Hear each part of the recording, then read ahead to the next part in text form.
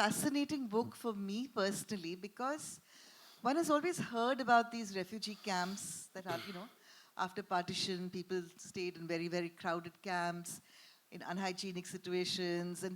But Sushil's book, I think for the first time, really brings it alive in human terms. And that is what I found the most interesting aspect of this book.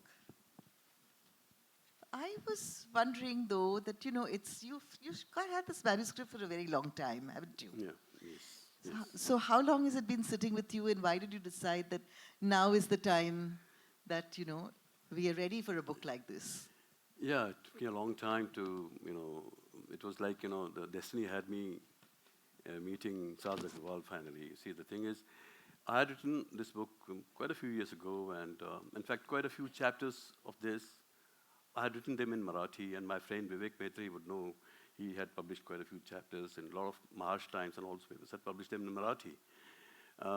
But I was looking for an English publisher because there's an original English thing there, where there were I had approached two or three major publishers, and I didn't take. They were willing to do it, but I wasn't very happy with the terms, and so I said no, nothing doing, and it took me time, but it had to happen at the right time. This is the right time to publish it. Yeah. Why Marathi? Who was your target audience? No, the book is in English. I Yeah. also wrote it in Marathi. My brother Shashi Your did. first draft is Because in the thing is that I had written the whole thing. This book is a huge thing, and it was just lying. And very often, my friends would ask me, the journalist friends in Kolhapur, why don't you let us publish some of these chapters? And so that's how I let them publish the translations. And Marathi, because I'll tell you why. This is the background is Kolhapur. I'm born and brought up in Kolhapur. As I always say, apart from Sindhi, Marathi is also my mother tongue. I have two mother tongues. Because I'm born in Kolhapur, yeah, I've heard it all. So I have two mother tongues, Marathi and Sindhi. I've done Marathi feature films. I've acted in Marathi films. I've done radio shows. I write so many articles. And so Marathi has to be, I mean, I can't, it's like, Saz asked me while doing this book, I said, he said, what do you think of Kolhapur? I said, that's my home now. That's a final home for me, Because if there is Sindh again, for example, we would still be in Kolhapur. We live there. That's our hometown now. That's our homeland. There could be a Sindh again or whatever. That's a futurist thing. But for me, my home is Kolhapur, and that's why Marathi. Yeah. It's also interesting that you were actually born in the camp. You were born at the Valiwadi camp. Yeah. And I was wondering about, how long your parents had been there before you were born, and whether anything had changed for them in those years. And, whether they felt a sense of being settled as you can be in a situation like that. Yeah, they had come to Valiwadi camp about 5 years before I was born there, maybe 6 years, and my grandparents were certainly unsettled. They found it very hard to adjust to the new atmosphere, the entire location and all. But if when you read the book, they were all concerned about the next day, survival, the meals. So even my great-grandfather would go down to Miraj and try to sell flour and whatever. So my father had one thing very clear. He was very focused. He was not into anything else. He had no money. So he was involved into earning something for the family so that we live with proper. They didn't want anything in charity. That was for sure. My family refused to have anything in charity. That was something that they had that serious objection to. But everything did change for my grandparents, my grandmothers. But my father and mother had no time to think about this at that moment of time, yes. Just note that his great-grandfather was carrying sacks to the city to sell. Yeah.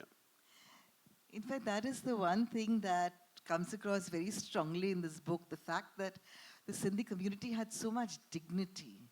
Even under those circumstances, they had so much pride. And that leads me to my next question, which was about, the anecdote that Saz talked about earlier, about the milk, about the child in, the queue waiting eagerly for milk, and the callousness Yeah. of the officials. You know, Yeah. they didn't care that these were children who were hungry, who were starving, who'd gone through so much trauma. Yeah. And I was wondering now, this is a story about you, right? Yeah. So, how did a situation, early experience like that, impact your own thought processes as you grew older? And how did situations like this in general impact the Sindhi community? Yeah, it's a very good question. You see, I'll tell you how it happens. Therefore, I always say that there should be no wars, there should be no refugees, because when you force somebody into being a refugee, you are creating a lot of resentment, probably enmity. You're probably creating somebody with a very hard and rigid and whatever. You know how probably that incident made me the way I was. I was aggressive for a long time as an individual, very aggressive. I would not accept anybody in Kolhapur calling me Nirvasha. That was a very common phrase. Hey, Nirvasha, ran, dija ikade. I'm sorry but that's how it was. And a lot of Sindhis would accept it.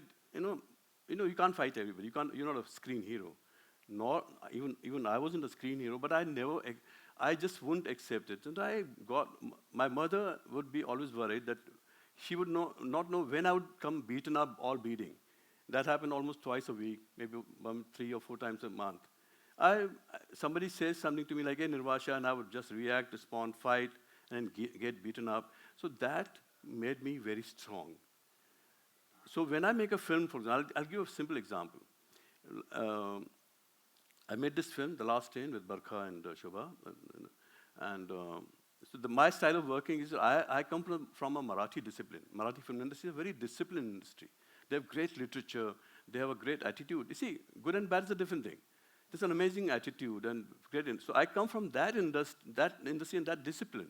So for a lot of artists in Sindhi found it very hard to work with me because I meant business, and I would not allow anybody to come late and whatever. So all that incident that made me what I am. I was definitely very aggressive. Then of course time helps you, mellow down, cool down, whatever. But it affected me quite badly.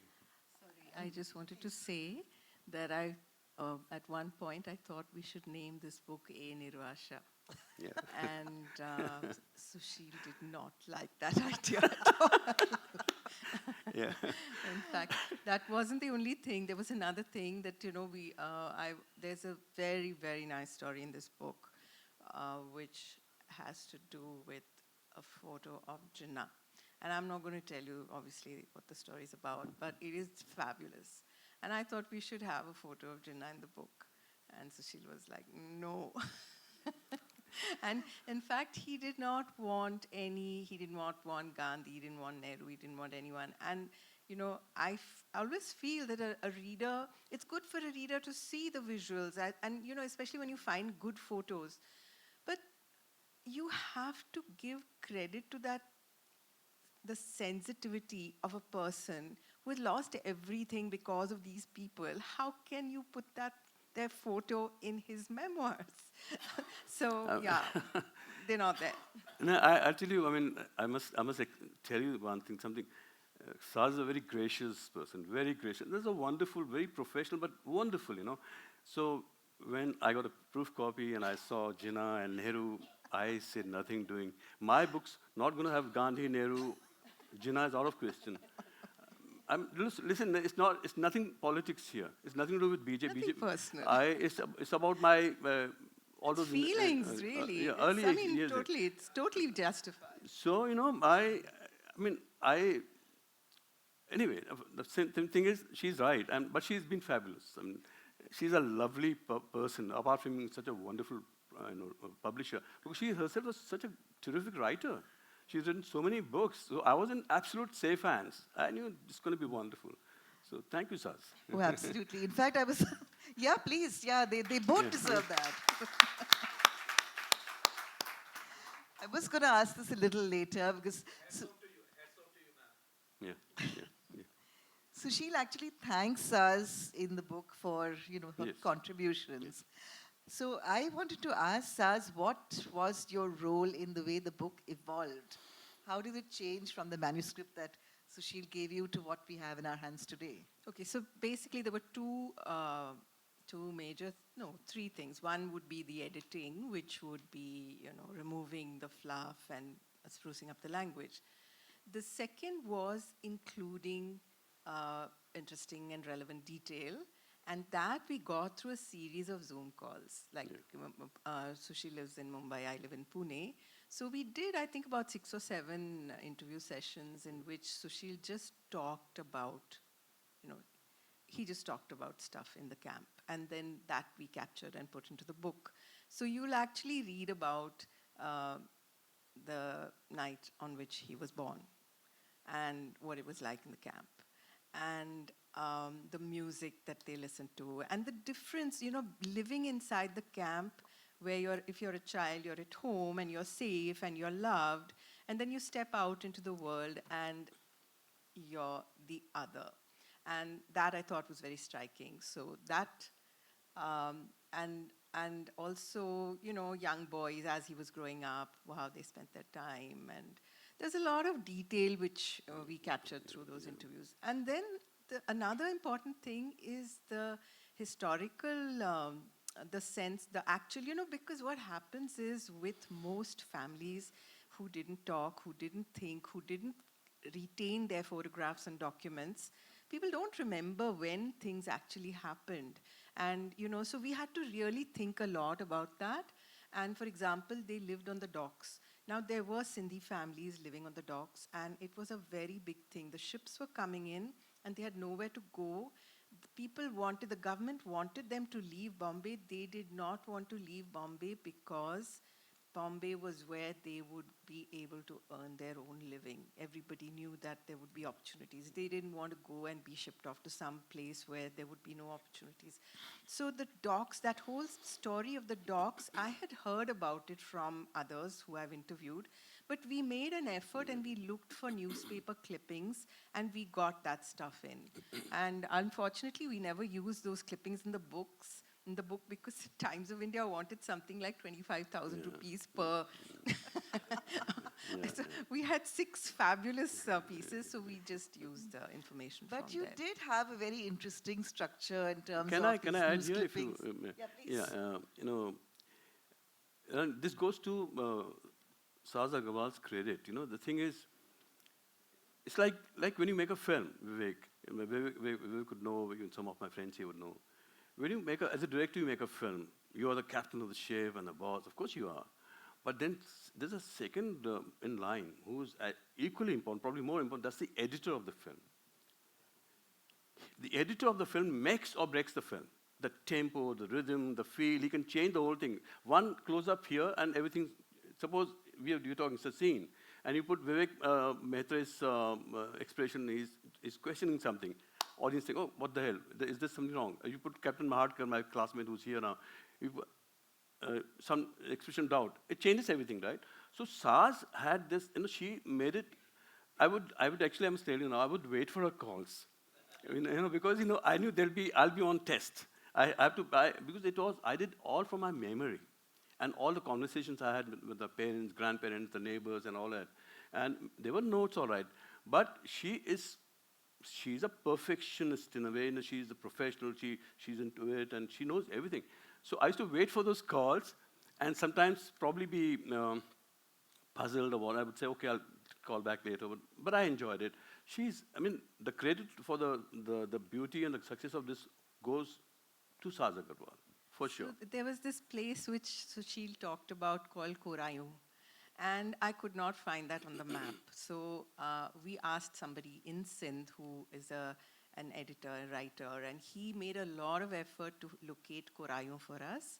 Eventually, he came back and he said it's not even in the revenue department's list. And then we realized that, and I said, Sushil, are you sure it's Korayu? Are you sure you're not just making this up? And he was like, no, they talked about it all the time. And eventually we realized maybe the name of that place was changed, because after partition, it wasn't just that the Hindus left. The majority community of Sindh also suffered a lot. They were colonized by the new population, and names were changed. So, that could have been what happened. It's like really a very, very interesting story. There's also a whole section on the Polish refugees in Kolhapur. So, you know, I mean, did that come out of this research, these No, so conversations she that you knew had? this because he already knew this, and he had. In fact, they did something nobody's ever done before. They found people who had worked in those camps. So what happened is during the Second World War, of course, Germany invaded Poland, and people were getting killed, and it became a desperate situation. So there was a Polish government in exile located in London, and there was a meeting of the Council of Princes, and they went there and they appealed to them. They said that, our children, you have to help us save our children, because otherwise our whole nation is gone. There'll be no Polish people anymore. And there was an Indian prince from Gujarat, the Maharaja of Navanagar, who agreed. And he said, I'll take 5,000 children. And there were children and women. They're survivors from the slaughter. And after that, there were other princes also. And the Maharaja of Kolhapur also took 3,000. So the camp was built actually by the Polish government in exile, and it was very well designed. So we saw, and there are survivors from that camp who have very fond memories of those years, because for them also it was a place where they were healing from the terrible things. And of course, you'll read about it in the book, because Sushil came across, he actually made the effort to find local people who had worked in those camps. And there's one story of a letter, which again, it's just an amazing fairy story. I'll let you read about it. But tell us about that experience of looking for these people and what. Yeah. Because it must have been a very difficult task so many years Yeah, very later. tough. See, we had an advantage there. See, the thing is, my brother Shashi, he started his career as a journalist in a paper called Pudhari, the legendary paper, at the age of 16. And so he knew a lot of people, and we had decided to write a book, because what had happened then was, I think 90s, I think Vivek Mehta would probably correct me, there were two Marathi novels that were a huge success, and they got Sahitya Akademi Award. One was Daya Pawar's Baluta and Lakshman Mane's Upra, right? I read those books, and I loved those books. They were fantastic, the expression of these two writers. That's when I told Shashi, if this is their expression and their thought process, Sindhis are so different from them. Not that they're wrong, they're wonderful. That's when we thought of writing this. And then there was some monument there there's a cemetery over there of the Polish refugees. We came across that. And then through his contacts, Pudhari contacts, journalists, friends, this friend, that friend, he has a lot of contact. He's all Kolhapur, he's basically, Shashi Gajwani is practically a Marathi guy. So we got a lot of contacts. We talked to them. We called them to our home, and they came to us about 3-4 months at a stretch, and we noted it down. And the Polish, they knew the language very well. All that language, all theirs. But what I did was, I finally sent to the Polish consulate in Bombay, and asked them to correct the language if there's anything wrong. I didn't want anything going wrong, even in Polish. So there was only one mistake in the entire dialogues of the chapter. One, remember those Dajoba Patil, Dashrath Bhosle, and all. I mean, imagine those villagers knew Polish so well that a consulate found it very fascinating that these guys speak the language so well. Just one word wrong, and you have a perfect language here. But that is how we went about it. So this was a community, they were accustomed to one set of refugees already. Yeah. Why were they so distrustful of the Sindhi community? Oh, it's very simple. I mean, see, when the Polish came there and settled there for about 4, 5, 6 years, till the Second World War was over, they had no economic interest there. They didn't go out to do business over there. Remember? They had everything within the camp. Everything was there. They had their shops, but they were supplied by their consulates or the British government and the Second World War, whatever. They didn't have to go out to earn their livelihood. Sindhis were thrown out into that Walivade camp without anything, no money, nothing at all. So they had to go into the city. So that's why, and then the locals, they naturally thought that we were encroaching on their source of livelihood or their businesses or their interests. So obviously there was that resentment, and that's how it happens. So what I understood is the people working in the camp were not the same as those who were working in the camp when the Polish people were there. Yeah. So the people who were working in the camp at the time when the Sindhis were there they were government employees. And another thing one should remember is that, all over India, we were not that well off as a nation. People were very poor. And food was an issue. So, I don't think we should really think too harshly of those people, because they also came from poor families. There was poverty everywhere. And, life was very hard, I think, for everybody at that time. It wasn't just that they were being mean. They had their own constraints. They had their own life struggles. Is there a greater sense of harmony today? Yes, absolutely. I mean, look, Sindhis today, they're about 1 lakh, with the population of about 1 lakh, 100,000. And we have some of the finest, the closest friends are, let's not call them Marathi speaking, because we are all Marathi speaking. The Sindhis speak Marathi as well as they do. And there's a great harmony, great sense of camaraderie. We are all friends. There are girls marrying Marathi boys, Marathi girls marrying Sindhi boys. It's all happened. See, those initial years, they actually misunderstood these guys, these Sindhis, those Goras and all, they looked like Muslims. That was the first fear that they had in mind. Okay? And then later on, they saw us going into the temple, they saw gurudwaras, and everything changed. But now there's absolute harmony. If you ask me to go back to Sindh, I will not go to Sindh. I want to have a Sindh, but that's a different thing. That's my homeland, Kolhapur. Yeah. Right. And today you are now not that 5-year-old child in a queue looking for, today you are a father, Yeah. you are a family person who has children of his own, who have lost touch with, that next generation, lost touch with the culture, with the heritage. And Sushil has a beautiful line. He says, "We were a generation who would never see our homeland, but were still fortunate enough to grow up with those beautiful melodies and words from Sindh flowing through our bodies and minds." In the book, there are a lot of Sindhi words. Yeah. And my question to you is this something, that heritage that you felt that you need to pass on to your children? Are they interested? Is this something that we can retrieve in today's times? Has anything changed? Well, as far as I'm concerned, my family is concerned, yes, we pass on the heritage to our children. Most of our children are in the US, Shashi's children and mine. My son is here, of course, and all of them speak Sindhi as well as I do, as any Sindhi would do. They speak Marathi as well as anybody would do. But the heritage is on. All those who live, see, the thing is, to understand the richness of our culture, you need to read more of Sindhi literature, more like Nandlal Javeri's poems, or so that's, I can't say it's true for every family. I wouldn't say that. In Bombay, for example, they don't even speak Sindhi. So I can't say that. It's very hard to say. But yes, I on my own tried, we have roots, right? What is roots all about? Sindhi poetry into English and Hindi. And we're going to do tell us it. more about roots, because I don't think a lot of people here will.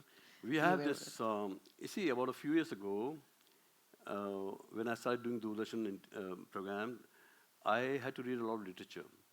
So I came across a book, and I read one of the poems there, Ma Pala Pala Jo Pandi. The writer is here, you just heard him, Nandlal Javeri. That book hooked me onto it.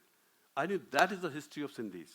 In one poem, he tells you the history, the inspiring history of Sindhis. Imagine those 30, 40 lines put the feel, the agony, and the never say die spirit into it. So that got me into doing roots. That's how, then I made Menka, then I made, of course, Barkha, Gayatri, and everybody joined me. Idea is to take roots, take poetry into, Sindhi poetry into English and Hindi, and I want the non-Sindhi friends of mine, people across the world, get to know Sindhi literature. Because there was a time, many years ago, 7, 8 years ago in Kolhapur, there was a lit festival. That too, a Sindhi lit festival. So I just told a friend, he asked me, "Kude challe?" I said, "Amcha Sindhi Sahityacha मेळावा आहे, meeting आहे."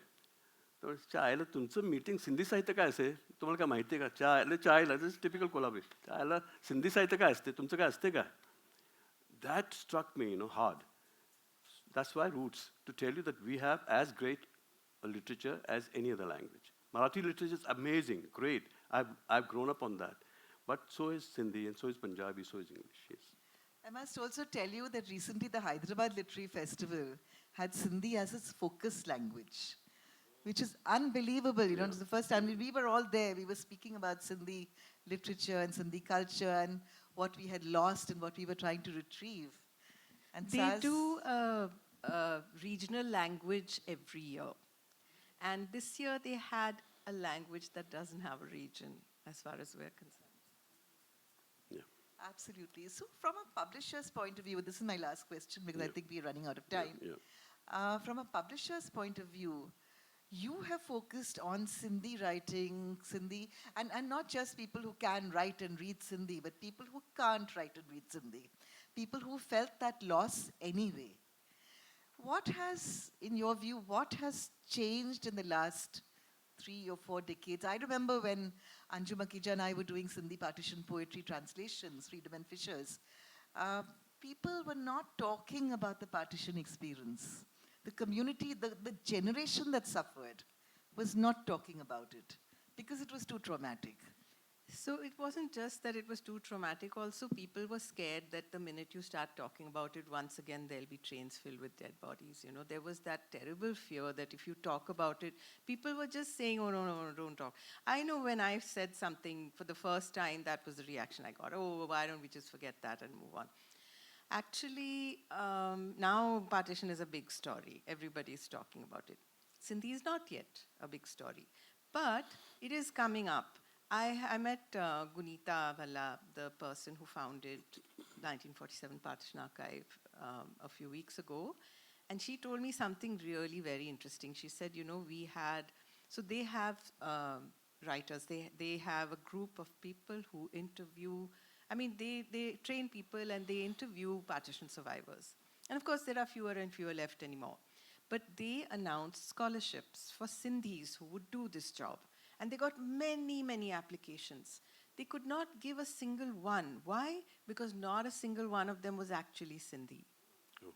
Yeah, and that was absolutely unbelievable. They applied saying that we are Sindhi, and then they just went and asked them, who are you actually? And none of them was Sindhi. So, yeah, I mean, what we figured is that now it's a story whose time is about to come. Eventually, at some point, people will be interested in the story.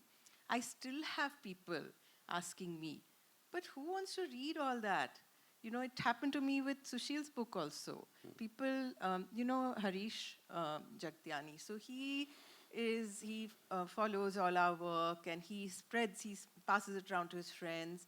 And one of the people do we have a minute? I'll read out what no, we don't. Please. Okay, Yeah. so he sent me, forwarded me an email which was, you know, we had put up this excerpt from the book in which Sushil is getting beaten up by a police person, okay? And he hadn't done anything wrong. He was just A. Nirvasha, and when he said, listen, he was riding a bicycle without the light on, right? And he was like, my light was on. And this guy just used his lathi. And he didn't like it that he was answering him back. So this is the response from a very highly educated person who read the account. I am disturbed by it. Recognize it as an encounter, but not sure it represents a general experience. In our family, a very large one, not a single negative brush in this country or state. Sindhis have made enormous amounts of money and established institutions all over the place, given grants for colleges, hospitals, etc. Many have occupied senior positions in the elite services. We bought several parcels of land across the state for a pittance, which are now a fortune. Okay, then he's explained who he is, which I'm obviously not going to read. As a Sindhi, I have received nothing but affection and respect across the state, even though I'm not fluent in Marathi. We have boys and girls married into the Marathas. When you travel across the state, Sindhis are important commercial figures and local leaders. Never an ounce of prejudice felt, here or across the world. A few experiences without analysis and reflection do not make an ethos. Such narratives are dangerous. So I mean, I just didn't know to how to react, because that is the reason why I really liked Sushil's book. He's saying something nobody else has said before. He's said something everybody else tries to tone it down, everybody else tries to put on lipstick and mascara, but these are the facts. And he's not describing an ethos. He's just saying this happened to me. And yeah, there was prejudice. How can we pretend that there was no prejudice? It wouldn't be normal. I mean, why sanitize everything? So, yeah. And that's why this is such an important book, and I think you must all get a copy. I don't know if there are copies available outside, but I think it is very, very important that we read about this history and we read about the experiences, because it just comes to life. It's not just this. Oh, these Sindhis were in refugee camps, and yeah, we know that they were living in crowded Now situations. they're also rich, right? Yeah, in fact, those are the stereotypes that need to be broken. There is a poem by Arjun Shah, Dantho Duo, in which he talks about, he puts on this mask, because inside it's all hollow, all the gaudy colors are to hide something that has been lost. But the fact that, this conversation that, what you just read, the fact that these conversations are happening today is itself a very big shift. Because 3 decades ago, 4 decades ago, these conversations would not have happened. The Sindhi story was just not, did not exist. Because Sindhis did not want to talk about it.